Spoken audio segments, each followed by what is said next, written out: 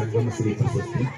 ಈ ವರ್ಷ ಪ್ರಶಸ್ತಿ ಯಾರಿಗೆ ಕೊಡಬೇಕು ಅಂತ ಆಲೋಚನೆ ಮಾಡಿದಾಗ ನಾನು ಸರಿ ನಮ್ಮ ನವಲಗುಂದ ತಾಲೂಕಿನ ಶಿರೂರು ಗ್ರಾಮ ಕಾರ್ಯಕ್ರಮಕ್ಕೆ ಹೋಗಿದ್ವಿ. ಆಗ ಹರ್ಷವರ್ಧನ್ ಕರ್ಕೊಂಡು ಅವ್ರ ತಾಯಿ ಬಂದಿದ್ವಿ. ಆ ಮಗುವಿನ ಉತ್ತರ ಪಟ ಹೇಳುವಂಥ ಉತ್ತರ ಪ್ರತಿಯೊಂದು ಯಾವುದೇ ರಾಜ್ಯದ ಹೆಸರು, ರಾಜಧಾನಿ ಹೆಸರು, ಸಿಎಂ ಹೆಸರು, ಪ್ರಧಾನಮಂತ್ರಿ ಹೆಸರು, ಹೊಸದ ಹೋರಾಟದ ಹೆಸರನ್ನ ಬಹಳ ಕಟ್ಟನೆ ಹೇಳುವಂಥ ನೆನಪಿನ ಶಕ್ತಿಯನ್ನು ಕಂಡು ನಮ್ಗೆ ಬಹಳ ಆಶ್ಚರ್ಯ ಆಯಿತು. ನಮ್ಮಲ್ಲಿ ಒಬ್ಬ ಸ್ಮಾಲ್ ಕಂಪ್ಯೂಟರ್ ಇದೆ, ನಮ್ಮಲ್ಲಿ ಒಂದು ಸ್ಮಾಲ್ ಗೂಗಲ್ ಇದೆ ಅಂತ ಅವತ್ತೇ ಬಂತು. ಕರ್ನಾಟಕದಲ್ಲಿ ಒಂದು ಗೂಗಲ್ ಇದೆ, ಅದು ನಮ್ಮ ಉತ್ತರ ಕನ್ನಡದಲ್ಲಿದೆ ಅಂತ ಕಂಡಾಗ ಅವತ್ತಿಂದ ಆ ಮಗುವಿನ ಬಗ್ಗೆ ಬಹಳ ಆಸಕ್ತಿ ಇತ್ತು.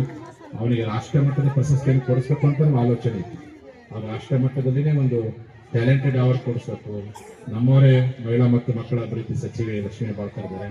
ಆ ತಾಯಿಗಾರಿ ಹೇಳಿ ಸ್ಟೇಟ್ ಲೆವೆಲ್ ಮಕ್ಕಳ ಮಗು ಪ್ರಶಸ್ತಿ ಕೊಡಿಸ್ಬೇಕಂತಿತ್ತು. ಆದರೆ ಅದು ಕೂಡ್ಲಿಕ್ಕೆ ಆಗಲಿಲ್ಲ.